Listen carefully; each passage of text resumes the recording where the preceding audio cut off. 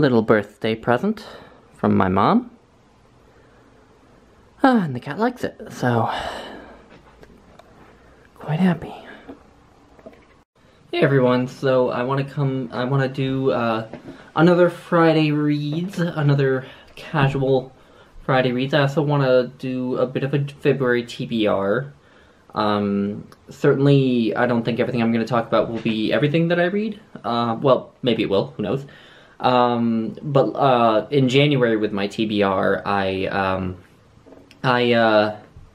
I read most of what I talked about in my January TBR video, but I read other things as well. I read more, actually, than I set for my TBR, in part because I was on vacation, so I had a lot of time. But yeah, so I'm gonna give my TBR, and I might read all of these, plus some, or I might read some of these, or whatever. But anyway, I want to talk first about what I am currently reading, only one will be familiar from last week's Friday Reads. So I have The History of the Peloponnesian War by Thucydides. I am now knee-deep in it. I'm about 130 pages, and it's 520 pages long. I'm reading about 15 pages a day now, the first part of it is very heavy on, it's very heavy just in general and dense in terms of, because Thucydides does a lot to describe the causes of the Peloponnesian War, and the events leading up, and all the sort of nuances of the politics and the motivations of Athens and Sparta, and the dynamic within the Athenian Empire, because the Athenian Empire was ostensibly not an empire, even though really it was. It was something called the Delian League, which was sort of what was supposed to be a sort of confederation of city-states, which in reality just kind of became the Athenian Empire. But anyway, so the first book of it, which I'm done with now, which was about the first 190 pages, not 190 pages, the first 90 pages, was very packed with stuff, but now it's a bit more, it's moving a bit quicker. We went through almost an entire year in only about 40 pages in the second book, whereas the first book covers, 1 year and like 50, 60, 70 pages. So anyway, yeah, I'm really liking this, taking it slowly though, absorbing everything, and I'm probably going to take the entire month to read this.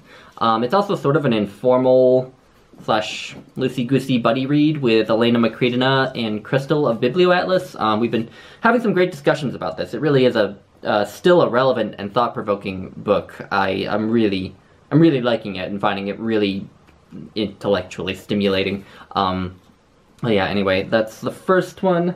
Next is Don Quixote, which I read part 1 of last year and put part 2 aside for later because I just, it was around November, December time, and I was going to be going home for the holidays. I had some other buddy reads upcoming, and so I just thought I wouldn't have the time or the energy to read all of part 2.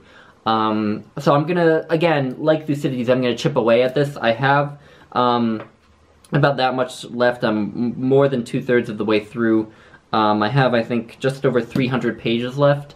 So I think I'll read like 12 pages a day, and that should get it read by the end of the month. So yeah, it feels a bit ironic that the month before March of the Mammoths, when I'm going to be reading some chunkers, I'm basically, reading some chunkers. But whatever, it's okay. All the other books I'm going to be reading are relatively short. So the next one, this one's gonna look big, but it's I'm gonna be reading Plutarch, his Life of Pompey, the sort of rival of Julius Caesar. And I actually read The Life of Julius Caesar earlier this month as well, as also a buddy read with Elena Macreadina. And I'm going to be talking about The Life of Julius Caesar in a video tomorrow. Yeah, and I don't know if I'm talking about The Life of Julius Caesar in a 4 Favorites of January video, I'm considering doing like a sort of occasional series of just videos about different of the lives of Plutarch that I read. Maybe I'll do one on Pompey, but if there's any interest in an occasional series where I just kind of give my personal impressions of a life of Plutarch on occasion, then let me know and I will provide. But yeah, so I'm going to be reading the life of Pompey. I may also consider reading some of the lives of Plutarch that cover the same material as the history of the Peloponnesian War, because he has a life of Pericles, and a life of Alcibiades, and several others that touch on the Peloponnesian War. So I may read those, but I'm not entirely sold on the idea. So, but anyway, yeah, I will at least be reading the life of Pompey. And then finally, the book that I am more than halfway through is American Epic: The Story of the American Indian by Alice Marriott and Carol Rachlin. This is from 1969, and as far as I can tell, it's out of print. But it's what the authors call an ethno-history of Native American cultures and nations. Both cultures and nations that are still around and some that are now extinct. Yeah, it's good. I'm finding it really informative. I'm learning a lot. And it's also beautifully written, I think, so far.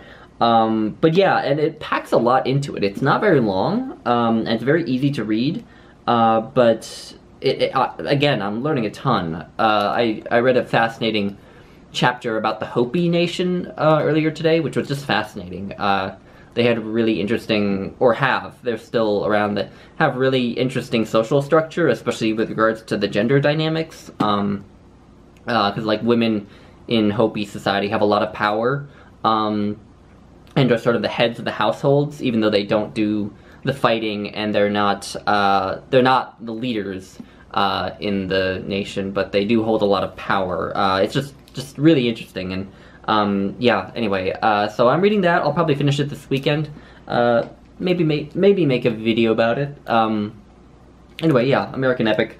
So on to my TBR. You're gonna notice a theme here. So the first is Winter in the Blood by James Welch.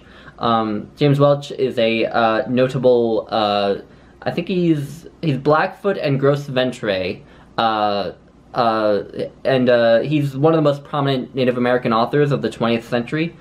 He's most well known for his novel Fool's Crow, which I think is about one of the Plains Wars, and I do want to read that eventually, but this is his debut novel from, I think, 1974, sorry, the cat is moving around on her cat tree. The top level of the cat tree is a little unstable, so I'm like worried that it's gonna break off. I hope it doesn't, obviously, but anyway. James Welch, yeah, so this is his debut novel, and it's just about some young people growing up on a reservation in Montana, on an Indian reservation in Montana. And yeah, this is supposed to be beautifully written. This was also actually sent to me by Sean the Book Maniac, like almost a year ago, possibly. And I'm just now finally getting around to it. So yeah, I'm really looking forward to reading this. I've heard good things about James Welch. Next is Crow Dog, 4 Generations of Sioux Medicine Men by Leonard Crow Dog and Richard Erdoes. And Leonard Crow Dog is a medicine man and a civil rights activist, or was a medicine man and civil rights activist. This is just his memoir, and also sort of mini biographies of his grandfather and great-grandfather, and possibly also his great-great-grandfather. But yeah, a lot of his ancestors fought in the Indian Wars of subjugation. So this should be fascinating. And actually, I read the first few pages, and I guess Leonard Crow Dog never actually, he never learned how to read or write, which is why it's co-authored by Richard Erdoes. Leonard Crow Dog would dictate it to Richard Erdoes, and then it got published. But yeah, so, and this is a short book, but yeah, I'm hoping to learn a lot, so we will see. And next is Broken, a Love Story, A Woman's Journey Toward Redemption on the Wind River Indian Reservation by Lisa Jones. And I talked about this a while back. This is a memoir / biography about a man named Stanford Addison, sorry, who is an Arapaho man who lived in Idaho, who sort of in his younger years he was very sort of, drank a lot, spent his teenage years just, partying essentially, but then had a horrible accident when he was, I think, 20, and it paralyzed him. And he almost committed suicide in the wake of that, but sort of somehow, I suppose the book will hopefully tell how, he came out of that and ended up becoming, really reforming himself and becoming a sort of a very wise and revered man among the Arapaho, who was very good with horses, hence the cover. And also was supposed to be a very good sort of counselor for people in times of trouble. And I think this is also partly a memoir about Lisa Jones's own life and how Stanford Addison affected her life, because he, again, like I said, is sort of also a counselor for other people. This should be interesting. Again, I don't know much about the Arapaho, and certainly I never heard of Stanford Addison until I found this book when I was in a gift shop at Grand Teton National Park. So anyway, yeah, I'm looking forward to reading that.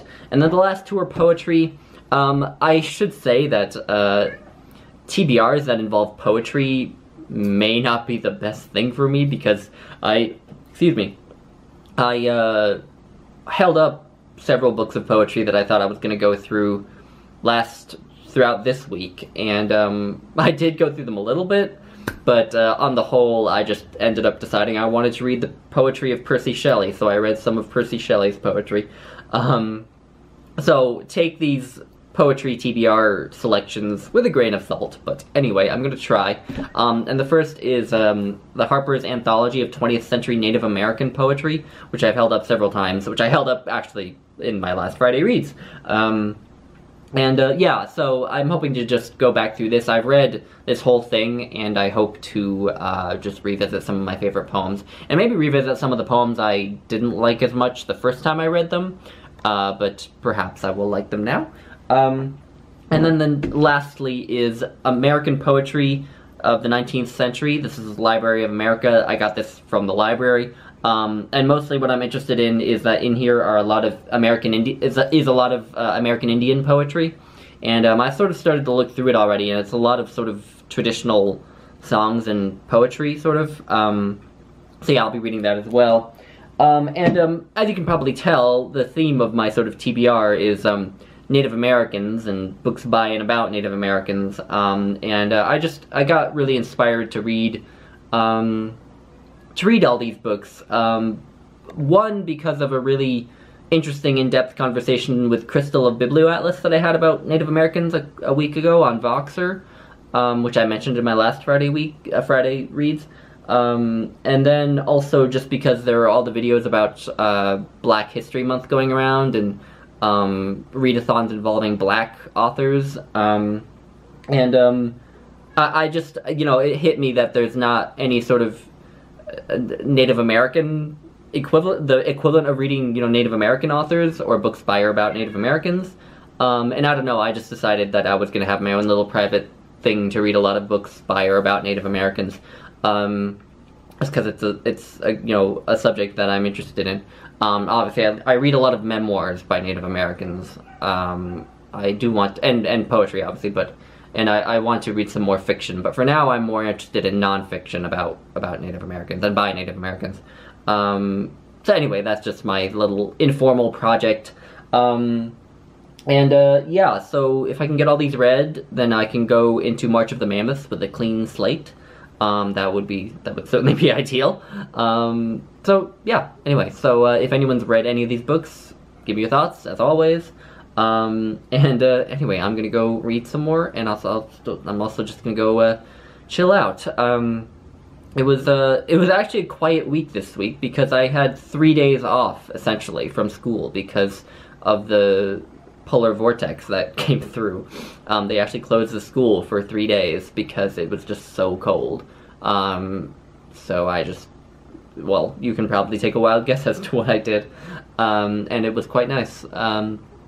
It wasn't quite nice sleeping at night, because my room, the main heater in my apartment is right here next to me. You obviously can't see it, but it is right next to me here.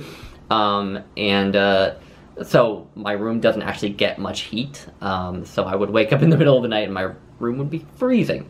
So I just slept with sweatpants and a sweatshirt on. But it's warmer now.